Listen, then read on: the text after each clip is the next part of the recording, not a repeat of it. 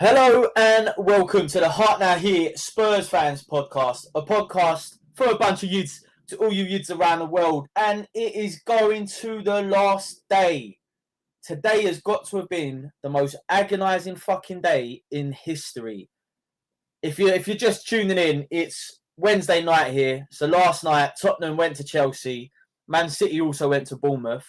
And we've woken up with Spurs in the same fucking position we went away in. And now Arsenal are champions of fucking England.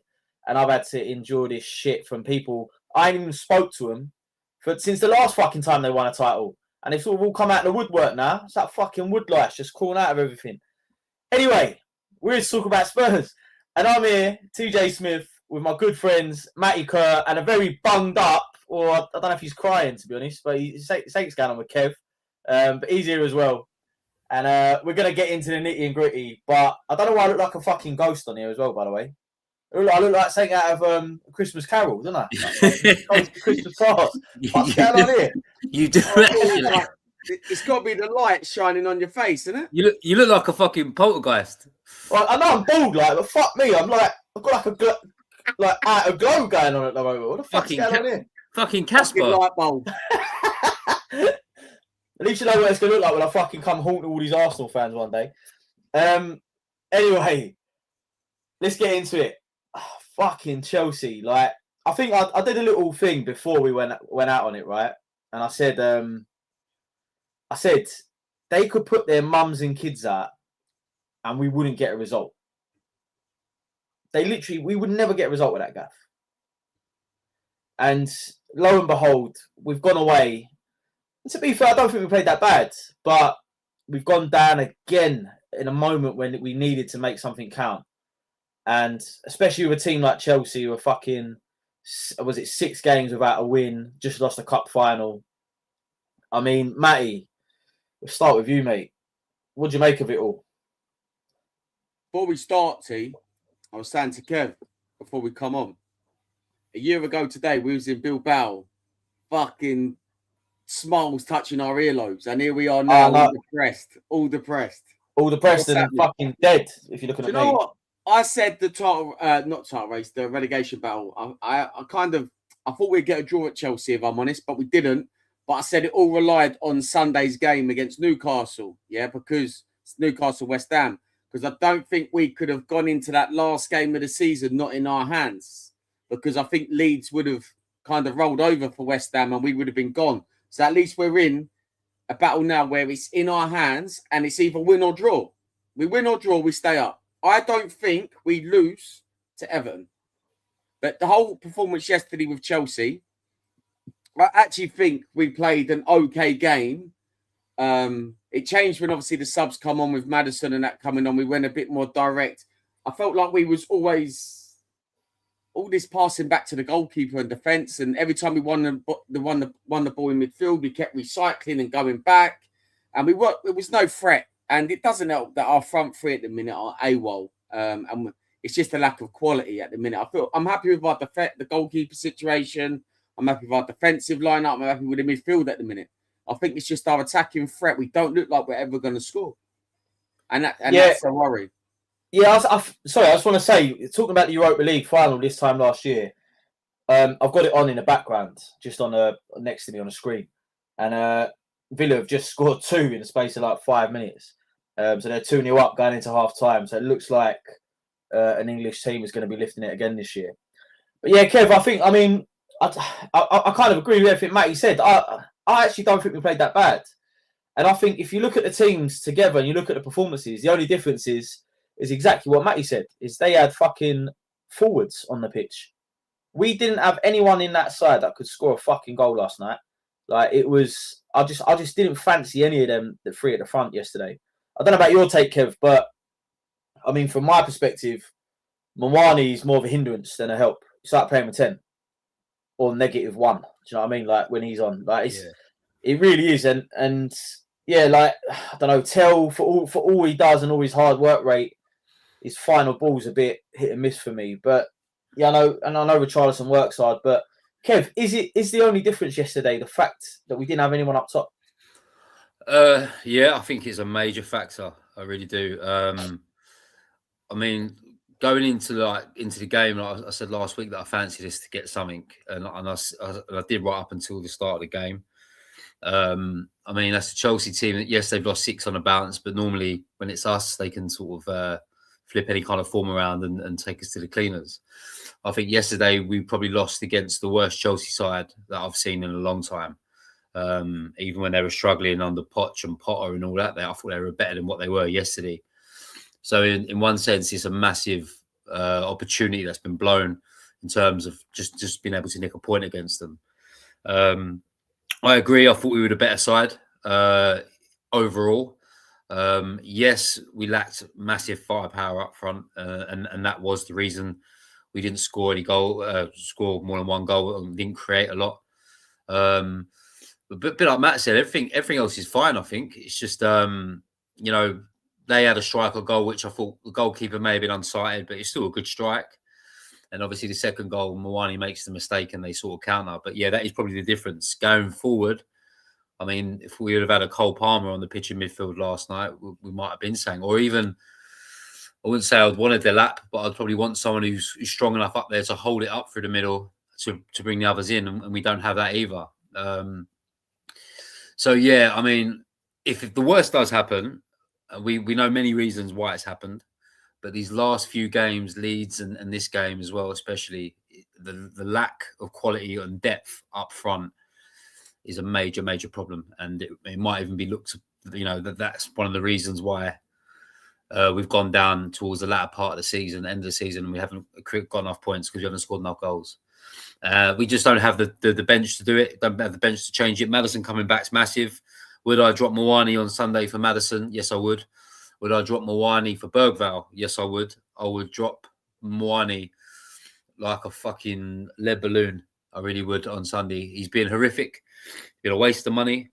How that guy has accumulated the price tags he's got and got the moves he's got. Fuck knows how much money he's made through his football career. But at Tottenham Hotspur, he's one of the worst I've seen in terms of reputation and what he's supposed to be. So, I mean, I wouldn't have him anywhere near the side Sunday, but it wouldn't surprise me if he does start because there's obviously a soft feeling for him from the manager, which I don't know what he sees. I thought Aston Villa, I thought he worked hard, and that was about it. But listen, the guy can't keep the ball, can't get shots away, can't cross a ball. I just don't know what he brings. And I thought Maddison coming on for the last 20 minutes or so, done more than that cunt has done since he's been there, I think. And that's where we are with it. It's a massive, massive game Sunday, and I'm sure we'll get onto it. But I mean, I don't know about you, Mal. I feel really run down with it all. Sorry about the sniffing. I've got the flu.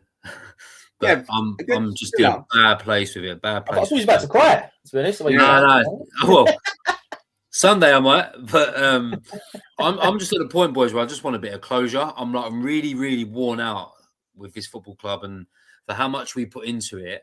People may think that sounds crazy that I'm worn out with it and I'm done with it. But when you follow the club and love the club as much as we do and you put so much into it, it does keep you up at night. It does make you think about things in the morning. It questions your, when you're at our age, it's a massive hobby of ours now where we like to get out and do things and socialise with our mates. And we want to enjoy that side of it. And we like to enjoy the football as well. And we haven't enjoyed the football once this year. I think the Burnley game and maybe the Man City game are the only two games where I've come out of that stadium and I felt really, really happy. And that's 2 games of the whole season. And I think that's a fucking disgrace. So we are where we are because of it. And, Andy the Butcher said to me in the Red Cow the other day, he went, how are you feeling about it? And I said, well, yeah, I'm a bit stressed out. And he said, do you know what, Kev? No matter what happens, we'll always fucking be there for him. And we'll always do this anyway. But yes, it will be embarrassing. Yes, I'll be disappointed. But it's our football club and we'll just crack on. But let's hope it don't happen. Boys, do you know Carlo Moani's situation, yeah? Against Villa, he brought on Spence and played him high up on the right. More or less, Everton like to tuck down that left-hand side, yeah? Like with Milenko, whatever his name is, and that. Is it Ndiaye? Would you not have Spence and Porro on that right-hand side and then they can just keep rotating over?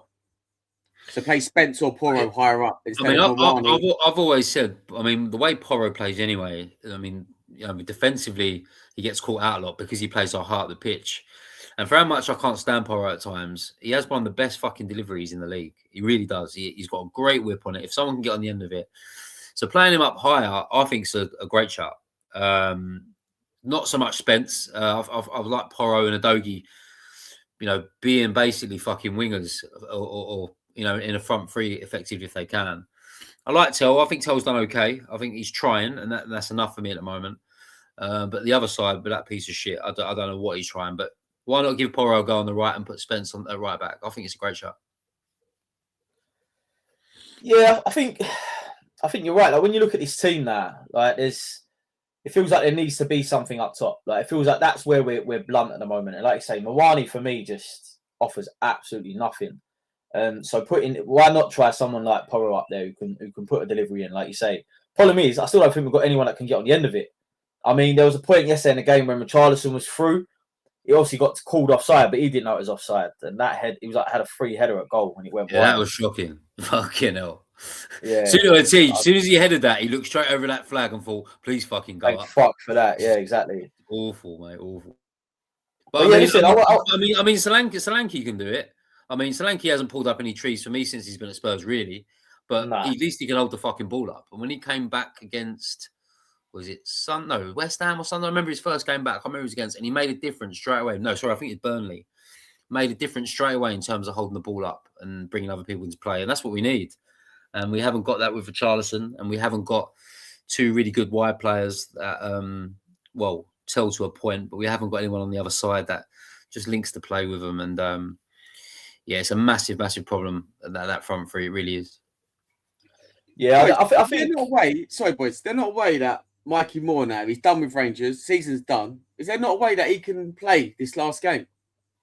Can he not? Can he not play? The season's done in Scotland. He's back. No. I don't think he's registered. No, you can't do it. I don't think he's registered, and I don't think you can just bring him back to play when he's. Yeah, I mean, I asked someone about that, and they looked into it at work, and it was something to do with you can't play if you play for one club for so long on loan a season, you can't play for two clubs or something. But if that was the case, fuck me, but I'd bring Lancashire into that fold at the moment in terms of being able to stick up there. I really would, and that's how bad we are. We're bringing a kid in who hasn't really proved nothing in a Premier League level, scores some goals, a few goals for Oxford, but fuck me, he's better than what we've got at the moment, and that's not saying much to a guy. All right, he hasn't made the Brazilian squad, but he has been a Brazilian international, and fuck knows how, but he has been, and we just need better. And listen, before we go into the next thing, I just want to say, and when I say we need better and we're in this situation here, because if Kudus and the Simmons and all that were fit, people like Mawani and probably Tell don't get in the side at all. But this is where it comes back again to the summer in January when you get injuries the way you did at that time. You have 13, 14 players out, and you just have been naively gone through that and thought that you was going to be okay because you were too good to get pulled down into a league that is the best league in Europe, most competitive league in Europe. And now you've been brought down there, and now you're fucking all you're left with is what you got, and what you got isn't good enough. What you've got left that you haven't strengthened could end up putting us into the Championship, and that's on the board again. And we cunt players off a lot, but we have to remember who's got them there, who's put them there, why there isn't other players to come in. It's because people upstairs have let this club down all year, and this is why we are where we are, and we could be where we don't want to be. And they have to be held accountable for that. And wherever we stay up or go down, boys, that Lang or that fucking Vinay, wherever it is, one of them, or if not both, have to leave this football club. If they've got anything about them above them in terms of passion for the club and know football, they would get rid of them two straight away, because this has been easily the worst season in my lifetime. And I've never, ever in our lifetime had to be in this position where I'm going at home to the last game of the season and I'm going to be sitting there shitting myself in basically a playoff to stay in the Premiership. It's fucking, for us, fucking disgraceful. For some clubs in that league, they're used to it year in, year out. For us, and what we have is a fucking embarrassment. And to be a part of that on Sunday and have to be in that situation, I'm embarrassed. And if we do survive, I expect the fans will be happy about it and we'll all get pissed up. But if them players start celebrating on that pitch like they won a cup to survive, I'll be fucking embarrassed. I really would, because they should never be in this situation. I'll be embarrassed. You know what, though, Kev? I think if we do survive, I think the fans and the players are going to celebrate. It has been an embarrassing season, but I feel like we're going to celebrate through. In terms of celebrating, but Matt, what I'm saying, in terms of celebrating how, I don't mind you just walking around, giving us a clap and give us a thumbs up, but you start dancing around and fucking doing shit like that on that pitch. Kev, I'll fucking swear. I don't care if they fucking do Kev, they could do cartwheels and backflips on the pitch, mate. If they keep us up, I couldn't give a shit, mate. In the summer, we're ever in that reset. They can celebrate as much as they want. I couldn't care less, man. All is forgiven if they keep us in this Premier League and we move on to next season. See, that's where you're wrong. It's not forgiven, and it's definitely not forgotten. I'm not saying like that, but half of them players, I don't think are at Spurs next season. Half of them players now are not at Spurs next season. Well, this is where it comes to for me. At this point, all this that's going on in the background is kind of secondary to how I feel at the moment. Like, I look at everything at the moment, and I'm just like, I just want my team to be a Premier League club next season. And again, I'm with Kev, and the same as you, Matt. We all fucking feel it. It's embarrassing. Tottenham Hotspur Football Club is in a relegation battle in 2026. What the fuck is going on?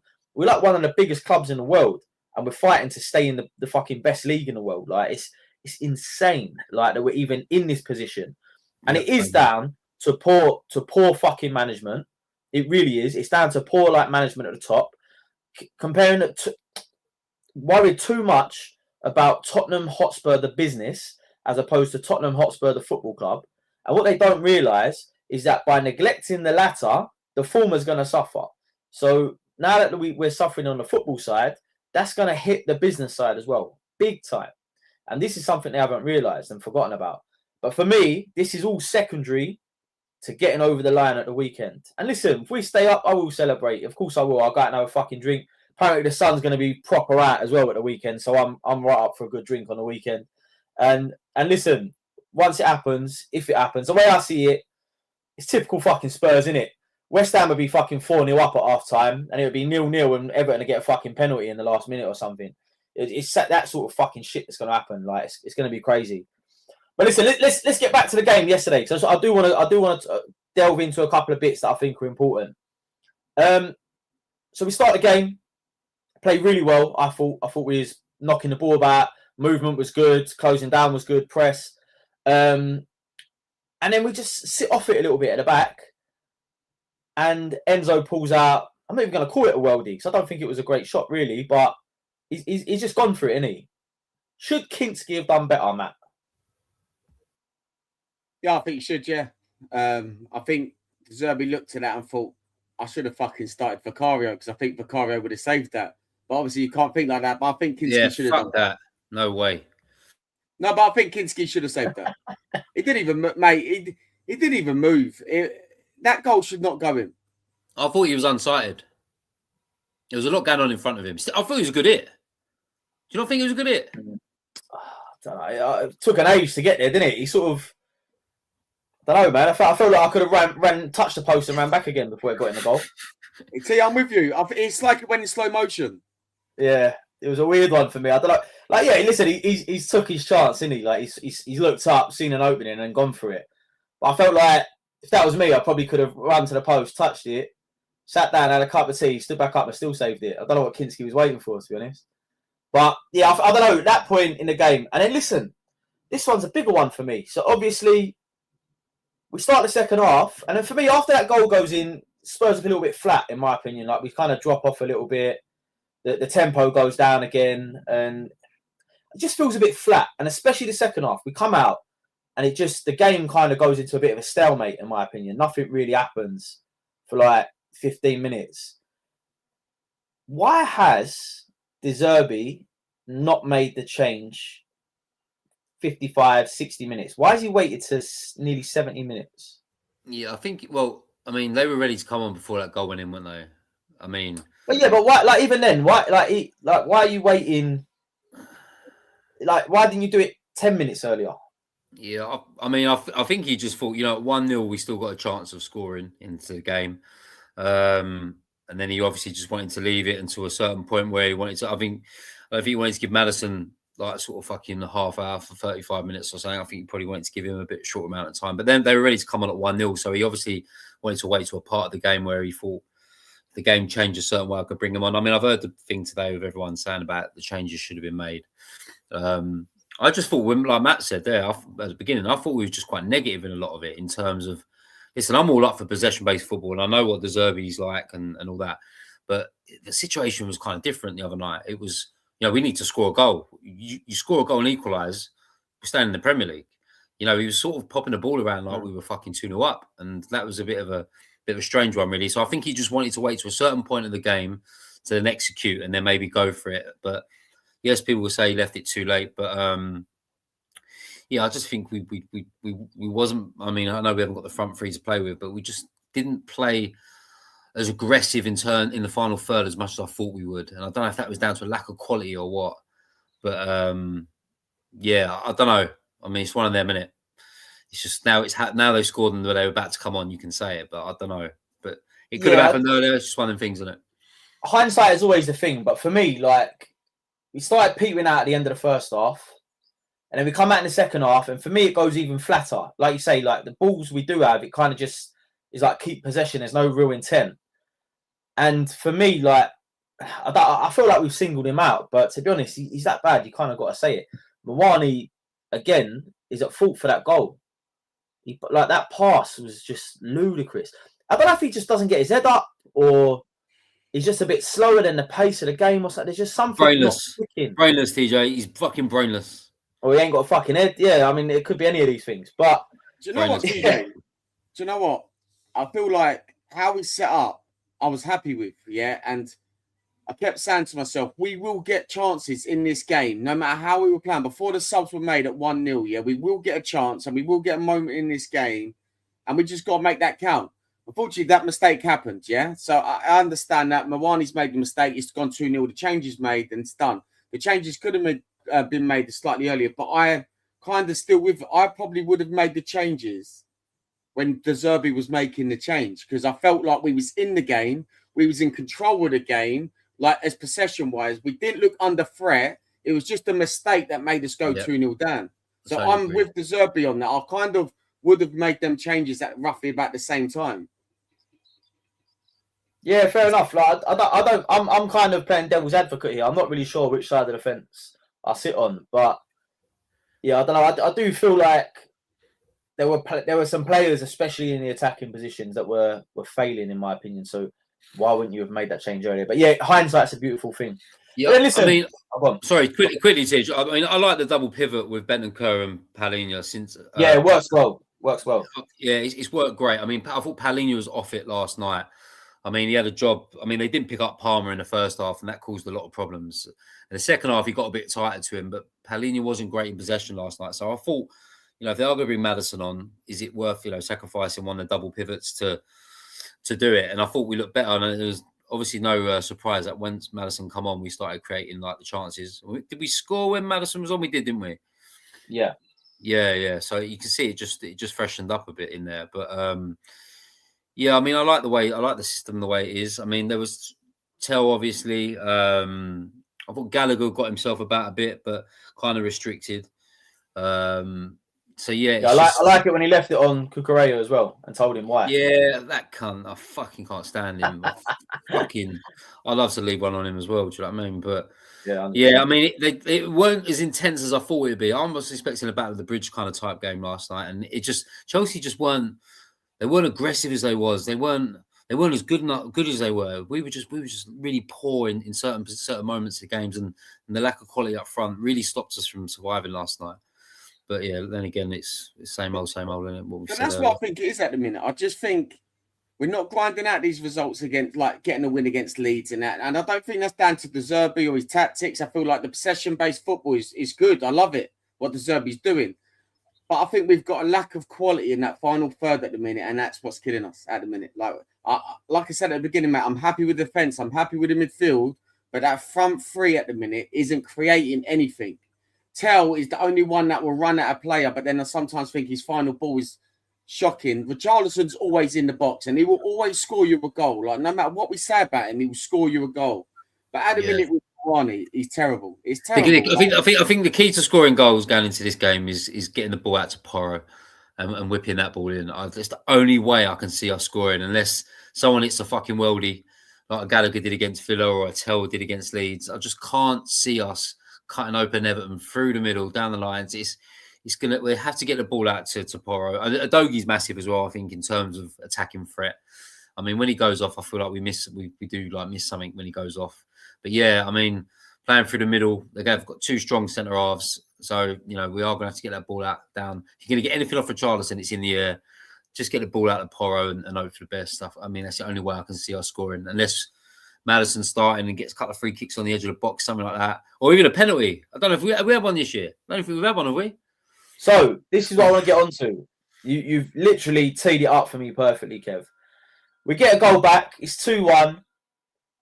We get a corner, which of course we've been dangerous from all season. A bit of pushing and pulling, whatever. Referee blows his whistle as the ball's played in, and he gives Cucurella a yellow card. Why was there no penalty? What the fuck was that about? So the letter of the law is, if the ball's not in play, you cannot give a direct, indirect, or penalty kick. But the ball was in play. I don't know if anyone else. The ref blew his whistle, as in to take the corner. The ball's kicked. And by the end of the action, the referee's blown his whistle. You can see the ball fly in as he blows his whistle. If you look at the angle from behind the goal. How have we not been given a penalty there? I can't work this one out. At the beginning, when VAR said, like, the ball weren't in play, I was like, all right, cool, it weren't in play. Because I remember playing out before with Jens Lehmann at White Lane. Do you remember? And Jens Lehmann got a yellow card, but we didn't get a penalty from it. But the ball hadn't been played in yet. It was just a scuffle. Yeah. But yesterday, like, I even posted the video in the chat. You hear the ball kicked, so the ball was kind of in the penalty area as the whistle's blown. So for me, the ball's in play, but he wasn't watching where the corner was. He was watching what was going there, so he's not seen that Tell's taken the corner. But me personally, VAR should pick up on that because the ball is in play. Are they allowed to pick up on that specific decision there, because they're only in there for red cards, penalties, and offsides, aren't they? Can they? No. They were spoken to about it. Yeah, because it's a penalty kick. So if a foul is potentially a penalty kick, VAR can be involved. So why haven't VAR said to him, look, mate, the fucking ball was already played. It was in the air when he made. So this is it. So the statement from VAR, which I've not seen any video evidence for, is that the ball wasn't in play. Do you know what? Amy's just said it on Instagram. Yeah, it's definitely a pen, because if they'd given a penalty, there'd been no big games on Sunday. It don't fit the narrative. And I'm totally with this. Yeah. Bournemouth played before us and got that draw at Man City. So it's cancelled out the title race. They need a big game on the Sunday for the broadcasters, for Sky Sports, because if there's not a big game on Sunday, guess what? No one's going to really tune in because there's nothing to really fight for. And I've been saying this for years and years. Why is it on the last day of the season, top of the table or the bottom of the table, there's always something happening? And that is because VAR like to control situations and they can make things happen towards that thing. And I do think that they've got a script and VAR can always stay on script. If something comes off it, VAR will always... I know it's a conspiracy thing, but I do honestly believe that. Are you a conspiracy theorist, Matt? I'm not actually, Kev, but I do find that... Just when it comes to Spurs. No, but when Neil Armstrong go to the moon. But when it comes to football, I do think that. I think like the broadcasters have a massive say in what goes on in the Premier League. Well, that's corruption, isn't it? I mean, we saw it with the Celtic game. Celtic and Hearts. Motherwell last week with that header. I thought, I can't watch this no more. It's cheating. It's cheating what's happening. And I feel like Havertz on Monday night fouled that Burnley player, yeah? He should have been sent off. 23 minutes left. VAR were like, we can't send him off. We can't. Because that's not on the script. Like that, if they do that, Burnley's going to potentially ruin what's going on here. And that can't be happening. Because no way should Havertz not have been sent off on Monday night. I suppose it's a good point, because if Spurs would have obviously got the point last night, there isn't anything, there's no big game this weekend, is there? I mean, Europe's kind of wraps up for everyone. Relegation would be done. The title's done. What is there? Top four's done. It's a good point. I mean, I don't know how much I believe it. I think there's some stats flying about as well. So we haven't had a penalty given for us all season. And I think Arsenal haven't had one given against them all season or a red card. I don't know if that's true, but sometimes that's true. stuff, That's true. That is definitely true. Sometimes these things, reveal themselves. You don't really even have to think too much about it. And like you see these incidents, and I'm totally in agreement with Matt. Like how Havertz has managed to stay on a pitch, kicking his standing leg, fucking near enough closer to his knee than his ankle. Honestly, if that's Romero, he's getting nicked after the game. Well, I mean, it was Xavi Simons against Liverpool. Got sent off. He's his fucking mate. It's his international teammate. It's his international captain. And they said he's done that on purpose when he's running behind him and got sent him off for it. I mean, where's the consistency in that? No, it's bad. Crazy. Like I think I'm at a point now because I think I was a bit of an advocate for VAR because you kind of want decisions to be right, but if it's not doing the job it's supposed to do, it becomes a hindrance. Like you need to just fuck it off. If it ain't fit for purpose, it needs to be fucked off. And that's where I'm at with VAR. Really, I don't think they get. How often now are the PGMOL coming out and apologising? Yeah, mate, it's a joke. What the fuck are we like? How can we be getting decisions wrong when you've got a replay to look back at it? Like you've got a bloke sitting there watching the TV going and still fucking it up. I don't understand. The refs and the VAR room, they're so scared of making a decision now, because they're scared of the backlash. That Celtic one, he had to give a penalty in the end, even if it was an handball, because he's got a family, he's got everything to go home to and that, and he knows a club like Celtic is the abuse he's going to get is unbelievable, We've seen it with Arsenal over the last couple of years. When VAR decisions haven't gone their way, the noise created is unbearable, and the rest probably think, you know what, it's not worth it. I'm just paid to do a job. I don't want all that abuse. Us as Tottenham have been an end of horrible decisions all season, and we've just been too nice about it, and we've allowed it to go on, and we should have caused a massive stink up halfway through the season, and we haven't, and it's only just happening now, but it's too late. It's too late. Club. Nice club we are. Too much for nice club. Yeah, we are. We're too nice now. Do you know another one as well? And it was in the game against Chelsea. Delap, elbow. What the fuck? Like, he's not even looking at the ball. He's led with his elbow. Like I can't wait. Honestly, if that was a Chelsea player going through on goal there, it would have been fucking red card. It would have been off. But again, TJ, if he gets red carded and there's still 8 minutes left to play and Tottenham score, they're in this situation. They're not going to do that. Do you know what I mean? Why would they send him off? Yeah, listen, it's an interesting point. Let us know what you all think. Villa have just scored another one. They're 3-0 up, 58 minutes in, so they're on their way to. We're going to have to send the trophy down by DHL, mate. Ain't it really tough to watch this in the background and think he was only that? Like Amy said to me in the chat earlier, we was only there a year ago, and to think where we are now and watching another English team feel that success of taste what we tasted last year, which we should have really progressed on, and we're here where we are now, sweating to stay in the league. Like, where the fuck has it gone wrong? It's crazy. Oh, honestly, I think we are going to have a debrief in the summer. Like, we are going to have a podcast where we look in the summer, and we talk about exactly, because there will be, no matter what happens, there will be tribunals in the summer. Everyone needs to be held accountable, and we need to look at this club, because this cannot happen again next season.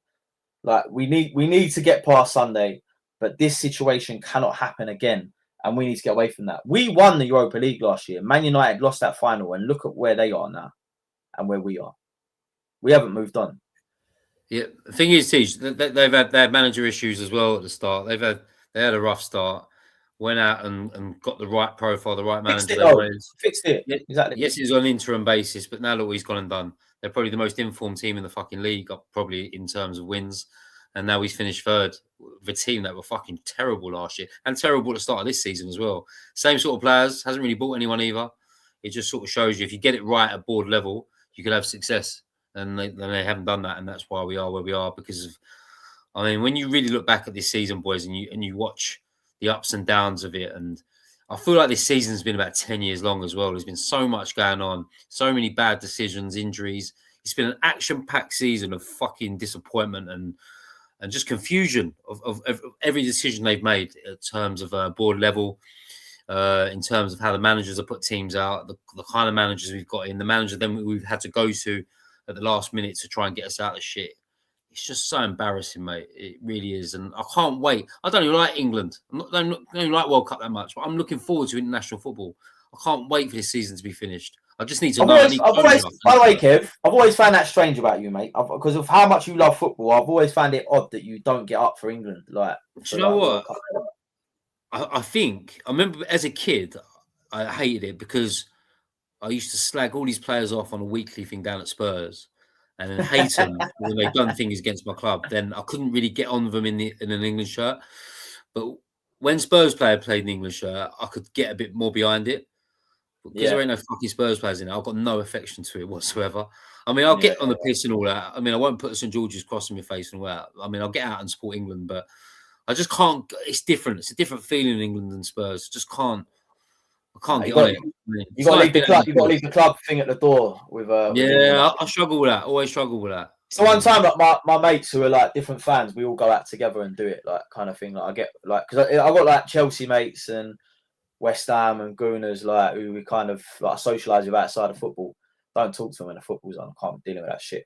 But yeah, like it's good. England's good. Like the summers are good, and obviously I'll take the missus to the England ones as well, man. Get the missus in the pub and that in the summer. It's nice. But yeah, anyway, before that, there's a very important game on Sunday. Spurs at home to Everton. West Ham at home to Leeds. There is only one result that sends us down, and that is Spurs losing and West Ham winning. Matty, are we getting what we need to get at the weekend? How's it going to play out?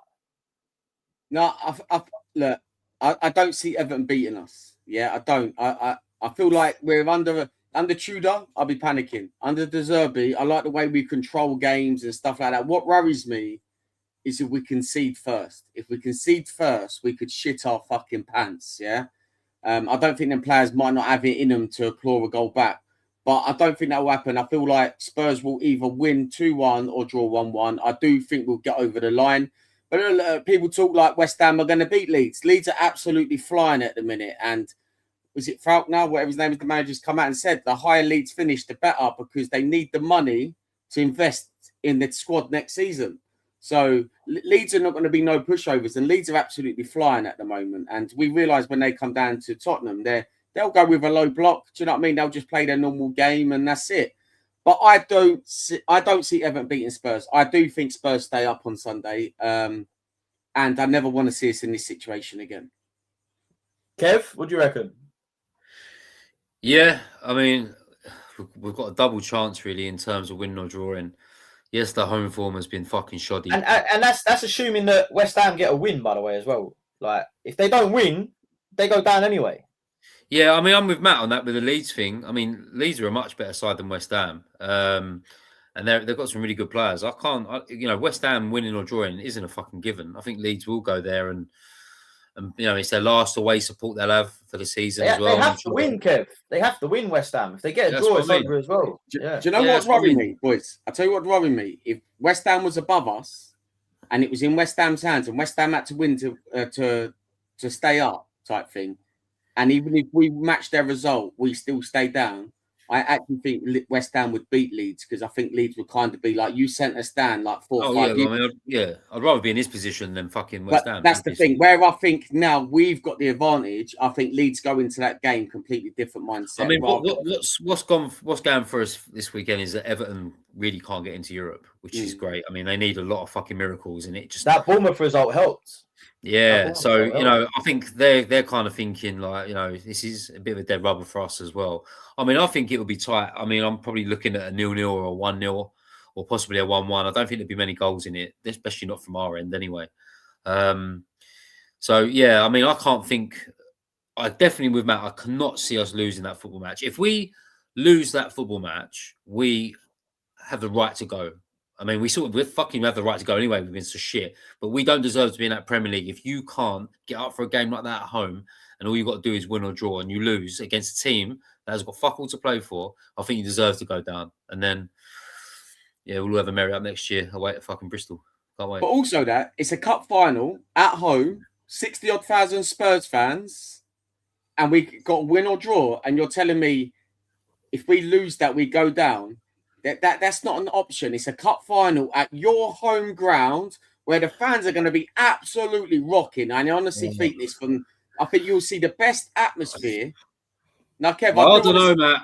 I don't know. Okay, I think you'll see the best atmosphere that stadium's ever had on Saturday. Listen, you talk a lot about atmosphere on here, and I think you're like me. You probably still think you're in the old White Lane. That stadium is one moody fucking stadium. It's like your missus been on a rag. It's like the same sort of thing. Okay, what I'm hang on. Let me finish. You start kissing, cuddling, everything's happy. You find out she's on the rag. Bit like Spurs going 1-0 down. Everyone's happy. As soon as we go 1-0 down, mood changes. It's fucking over. The fans fucking have enough, and the fans walk out. I'm telling you now, it's the same thing. Fans are happy when it's good in there. We go 1-0 down, that place will be fucking toxic. You'll want to walk out of there. And they're not the kind of supporters we need. We need supporters that if we're 1-0 down, we're on it. We're good. That's not the same fan base, Matt, as White Lane. White Lane used to do that. We go 2-0 down, we were fucking all on it still. It's a prawn sandwich brigade in there, mate. And let's put it out there now then, Kev. If you're not prepared to go there and give it your all, sing your heart out, stand up at every opportunity, give your fucking ticket to someone else that does. Because we need that. That stadium needs to be fucking rocking, not for moments of the game, but for 90 minutes. That stadium has to be rocking. Give your ticket up if you're not prepared to do it. Yeah, Matt definitely gets the hot water bottle and the slippers, doesn't he, when the missus is on the Reds? Like. I'm still getting over Kev comparing Spurs going 1-0 down to his missus on the Reds. It's a bit of a strange analogy, that, but you kind of get what I was going at, right? Everyone's happy until you find out that you ain't going any further. It makes sense. It makes sense. I get it. Thank you. We've all been there, lads. We've all been there. No, but listen, let's talk about it, because how's the weekend going to look? I mean, we're all meeting up, right? We're all together on the weekend. Kev, you said you're gonna be in Cheshunt about 2. I'm getting there a couple of hours earlier, meeting a few of the boys there. Matty, where are you starting on the weekend? Teammate, it's my mum's 60th, and I'm out for a meal. My ticket's sold. I'm not going. Hang on a minute. Kev, he says, if you ain't going to be in that ground supporting the boys, give your fucking ticket up. Tells everyone we need to get atmosphere. The cunt's going Miller and Carter. What's going on? I'm in bits, mate. I'm giving the Barry on here, Matt, about loyalty and fucking drop my Spurs out for mum. Not having it. Hey, imagine fucking to the Spurs. Hey, imagine Achilles walks on the battlefield about to fight all the Trojans, and he's like, right, we got to be right for this. And he's like, yeah, I'm fucking off down there. I'm going back home. Boys, honestly, mate, I feel sick. I've not slept a wink last night, and I'm stressing about it, and I probably won't sleep a wink until Sunday night till I know what's happened. If Spurs What are you talking about? Are your steaks keep being cooked? I don't know. Hey, is that going with a spoon? Ain't going to be cooked. Nah. Get a moon on the water. They cook it on a radiator in there. I'll be watching on TV, man. Like, I feel sick. I'm glad I'm not going to be there, because I think I'll probably shit myself a couple of times. On a serious note, lads, like, seriously, how the fuck do we sleep on Saturday night? Man, I mean, I'm only saying because I know how we are and how invested we are into it. Not because we do this, but just in life. All right, we're brainwashed with this club and we think about it a lot. How the fuck are we going to sleep Saturday night? I literally might have to take some sleeping tablets, because I'm going to be a wreck Saturday. I'll be a wreck Sunday. I mean, after the game, whether we're down or up, I'm still going to go out and fucking get on it. But the thought of surviving now and having that pressure off I can't wait for it to happen. I mean, even if we go down, it's nice to have the pressure off. But if we stay up and the pressure's off, just all year we've had no game where we can just relax. It's been horrific every game.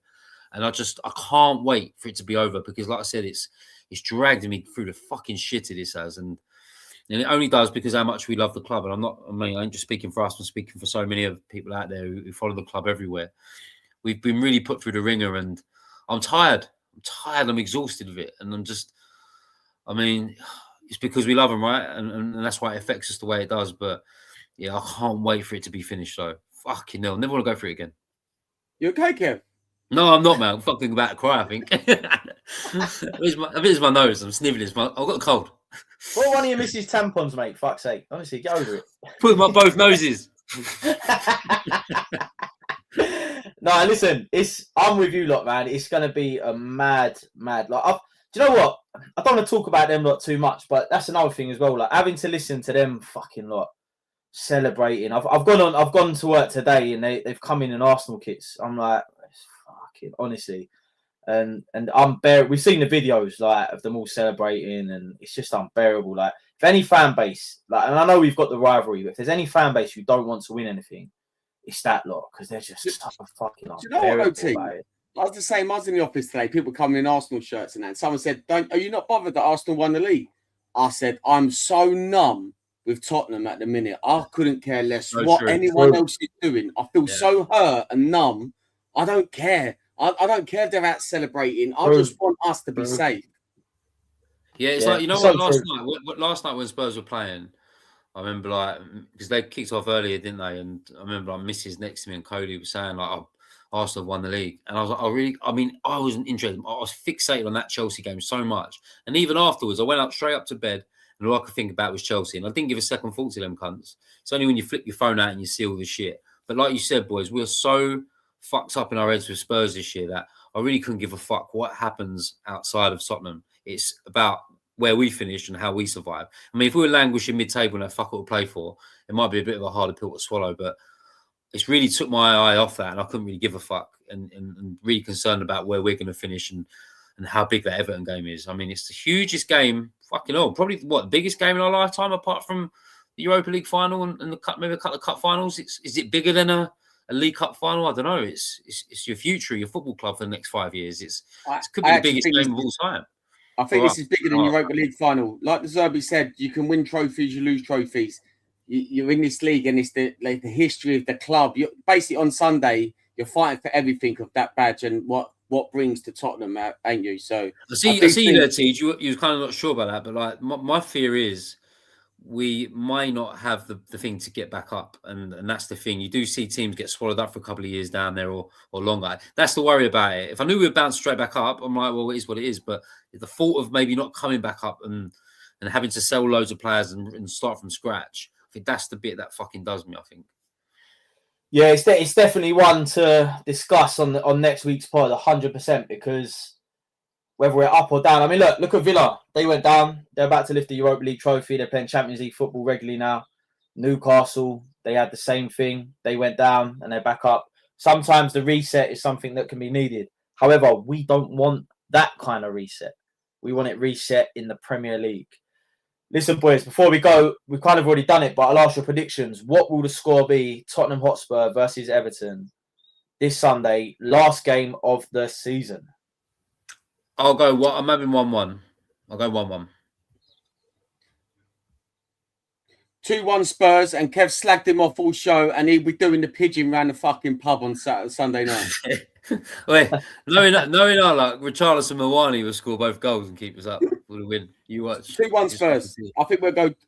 I think it'll go 1-1 maybe, or it might go 2-1, 2-0 to us, and then 2-1. But we'll hang on in there. Do you know what it's like, Woods? We're different now. We're different. I think if we went 1-0 or 2-0 up now, like, I feel like we're different. We can control the possession. Like, if it starts getting it high, we could just we win the ball in midfield and we recycle again and slow it right down. And I feel like it's different. And I feel Everton have got nothing to play for. They're just going to sit off us and let us just do what we need to do. And I think you'll see that a lot of the time where Kinski and Van der Ven and Danso will have the ball so much. Yeah, I think that's where this is where we trust the coach. I think in terms of in-game stuff, of you can obviously tell he's had his print on it already. But yeah, them sort of moments where Matt's talking about in-game with goals changing games, I think we've got the right manager, and I'm in no doubt. And I don't feel like I have to worry about how he can see a game out or whatnot. So in that sense, I'm quite comfortable in that situation. But I'll say one thing. Last night, I mean, Tej, we spoke about it a bit earlier about Maddison and then that chance he had. All I was rooting for last night was James Maddison to score that goal to keep us in the Premier League. And if there's any player that I want to score on the weekend, it's him. Just for not only the sort of time he's had out and the rehab of coming back and getting fit for this year, but he does a lot for the club, and in terms of obviously the the other side of it that we don't see. But also, he's a big personality around the change room, and I think under De Zerbi, I think he's rejuvenated a few players and helped him out a lot in that sense. And listen, the guy has fell in love of Tottenham. You can see it straight away, and he's fully all in. I saw his interview last night and just says, he says how it is. He comes straight to the camera and goes, look, we need to fucking win for these lot. We've got the best away support in the Premier League, and they don't deserve this shit. And God, would I love him to fucking score and that goal to keep us up. And I think he deserves that moment. So I'm all on for Madders to fucking put one in the net. Oh, man, it'd be lovely. Going back to Maddison, he's been fit for a while now. He's been round about the squad. He's getting half hour here, half hour there, yeah? I'll be telling him, Madders, can you start? I'm going to give you 70 minutes. And if you play 70 minutes, it's massive for us. If we're winning, I'll take you off. If the tie, can you see out 90 minutes? And yeah, I know we need him, Matt. We need him, mate. We really need him. Mate, Maddison has to start against Everton. I honestly believe that he has to start, even if he gets 60, 70 minutes under that belt to get us in the lead. Yeah, I agree. Kev's kind of nicked where I was going to go with it. I was going to say that Maddison would get the winner. If he plays 45 minutes, I think Spurs get a win. If he plays 45 minutes, if Maddison scores the winner, that whole stadium's on the pitch. It fucking better not be. Tease, you with me with that, with the celebration thing? I can't. If we survive, I can't have them all fucking dancing around, popping champagne. No. Listen. Like, there's one. Celebrating's one thing. Like, trust me, I'm going to celebrate the fact that we stay up 100%. But you won't catch me charging pitches like fucking hell, or like standing on. If there's one geezer on top of a fucking bus stand, I'm pulling him off, mate, on the high road. 100%. You will see the younger generation and whatnot on that pitch. 100%. Oh fuck! Don't let them on. Don't let them on. Like, honestly, it's a joke. What, with the three stewards we have? Let's not talk about pissing off stewards. The green team. They still got the green team in there. Oh, fuck those, mate. Fuck those. What's going on with the fucking officiating in that side of it? It's bad enough officiating at the top of the club, let alone the fucking guys holding on security. But listen, we've got one game left. Next week is the end of the season show. We're gonna do our end of the season show like we always do, and we're still looking for more people to come on. We've got a few names that are coming on already. But if you're interested, listen, we've got people in the inbox all the time. We would love you to. You don't necessarily have to come on here. Give us some sound bites, anything you want, and we'll play it on the last show. We want to make it an interactive one with the fans. Whether we stay up or whether we go down, we're all still going to be here. We're still going to be doing the pod next season, and we're gonna be touring whether we're touring Lincoln or Liverpool. We'll still be here. But this weekend is D-Day. It is the time where the Tottenham Hotspur Stadium becomes the cauldron. It is either eat fire or get burned. Tottenham Hotspur Football Club, show us your history. We have been the Heart Now Here Spurs Fans podcast. From myself, Kevin Dennis, and Matty Kerr. One game to go. Survival is ours.